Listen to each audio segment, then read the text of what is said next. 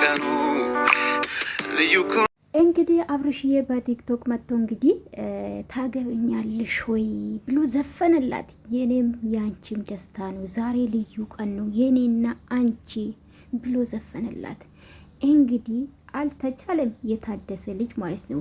ሰላም ቤተሰብ በድጋሚ መጥቻለሁ። እንግዲህ አብርሽዬ በቲክቶክ እንግዲህ የኔና ያንቺ ልዩ ቀን ነው ዛሬ ብዙ ነገር የሚካሄድበት ነው የምንደሰትበት ነው አለ።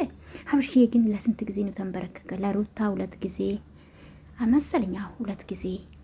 ከዛ ደግሞ ያ አልተቻልክም ወንድም አለም። እንግዲህ ይኸው ይቀጥላል። ጋይሶቼ አንዳንዴ ንገራችሁ ብዙ ነገር ትማራላችሁ። አንድ ህይወት ካልተሳካ ምንም ማድረግ አይቻልም። ገባችሁ አይደለ? አንድ ነገር ካልተሳካ ህይወት ይቀጥላል። መቼም ሩታም አሁን ከደስታ ጋር ሆኔ ነገር እውነተኛ የፍቅረኛ ማለት አጋራ ብትሆን እኔ ደስ ይለኛል። ገባችሁ? ምንም ማድረግ አይቻልም። ግን ያው እናት አይደለች ልጇን በስነ ስርዓት ብታሳድግ ይመረጣል ብዬ ነው ማስብ። ከዛ ውጪ ግን እሷም ከደስታ ጋር እንደዚህ ሆና ከመጣች እኔ ደስትላታለሁ። ለምን ይቀጥላል ህይወት። ገባችሁ? ማንም ስለተዋደደ ስለተፋቀረ ብቻ አብሮ የሚኖር የለም።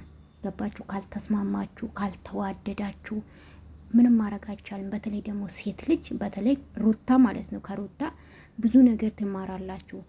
ወንድ ልጅ የማታከብሩ ከሆነ ባለቤታችሁን በሰው ዘንድ የምታስንቁ ከሆነ የምታሰድቡ ከሆነ አይቀጥልም ህይወት ማለት ነው። አብርሽ ይሄ ነው አጋጥመን አዲስ ነገር የለም። ገባችሁ? ወንድ ልጅ ክብር ይፈልጋል፣ በሰው ዘንድ መከበር ይፈልጋል። ሴት ልጅ አትከበርም ያልኩ አይደለም። ሴት ልጅም እንደዛ።